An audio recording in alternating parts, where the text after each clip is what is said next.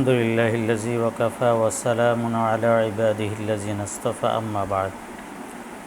আজকে কয়েকটা প্রশ্ন এসেছে কোরবানি সম্পর্কে। তো এই প্রশ্নগুলোর জবাব এখন আপনাদের সামনে আমি উপস্থাপন করছি। প্রথমত প্রশ্ন হলো, যাদের কাছে 52.5 তোলা রূপার সমমূল্য আছে বা তার কাছে 7.5 ভরি স্বর্ণ আছে বা এরকম কোরবানি ওয়াজিব হওয়ার মতো যেরকম স্বর্ণ অলংকার থাকার কথা এগুলো আছে, কিন্তু তার কাছে নগদ টাকা নেই, তো সে ঋণ করে কোরবানি দিতে পারবে কি না? হ্যাঁ, সে ঋণ করে কোরবানি দিতে পারবে, কোনো অসুবিধা নেই। ঋণ করে কোরবানি দিলে কোরবানি সহি হবে।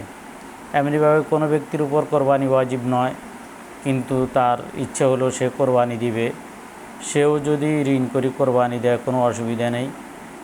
ঋণ করে কোরবানি দেওয়া বৈধ আছে, জায়েজ হবে। তবে যে ব্যক্তির উপর কোরবানি ওয়াজিব নয়, সে ঋণ করে কোরবানি দেওয়া এটা তার জন্য উত্তম নয়। আর যদি দিয়াও দেয় ঋণ করে কোরবানি হবে, তবে দ্রুত ঋণ পরিশোধ করে দেওয়াটাই উত্তম। 2 নম্বর মশালা আসছে যে জবাইয়ের মশালা, যে কোরবানির পশু কারা জবা করবে বা যে কোনো ব্যক্তি কোরবানির পশু জবা করতে পারবে কিনা? হ্যাঁ, যে ব্যক্তি জবা করার আহকাম জানে সে নিজেই জবা করতে পারবে কোরবানির পশু, এতে কোনো অসুবিধা নেই।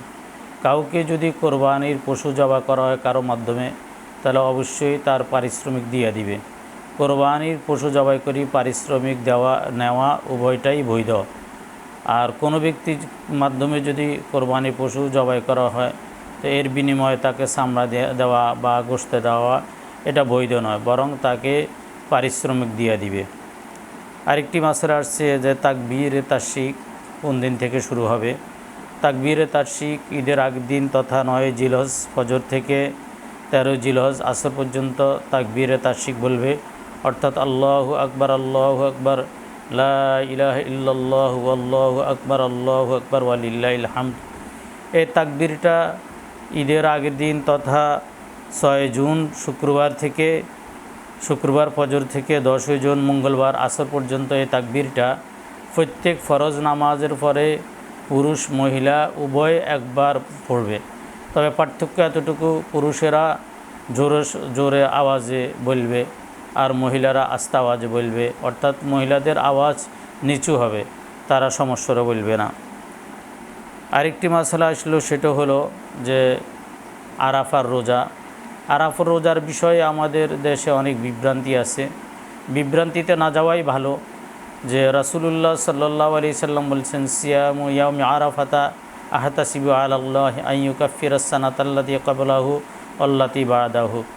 যে আমি আল্লাহ তাআলার কাছে আশাবাদী যে কোনো ব্যক্তি যদি আরাফার দিনে যদি রোজা রাখে, তা আল্লাহ তাআলা তার পূর্ববর্তী 1 বছর এবং পরবর্তী 1 বছরের গুনাহ আল্লাহ তাআলা মাফ করে দিবেন।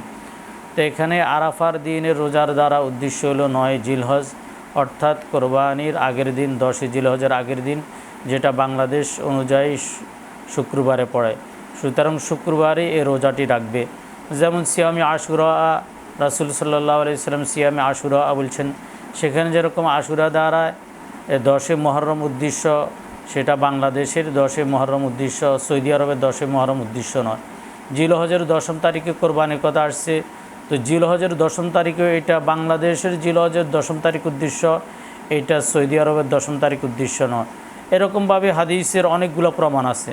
সমস্ত কথা দ্বারা, তথ্য দ্বারা বোঝা যায় যে ইয়াউমে আরাফা দ্বারা 9 জিলহজ উদ্দেশ্য, সুতরাং 9 জিলহজেই রোজা রাখবে। হ্যাঁ, কারো যদি সন্দেহ এত প্রকট হয়, তাহলে সে যেন বৃহস্পতিবারও রোজা রাখে, যেটা সৌদি আরবে আরাফার দিন হয়, তাহলে তার সন্দেহ দূরীভূত হয়ে গেল। বৃহস্পতিবারও রোজা রাখলে কোনো গুনাহ হবে না, বরং সেদিনের তা আলাদা মর্যাদা আছে। তো আজকে এই কয়েকটি মাসালা আপনাদের সামনে উপস্থাপন করলাম।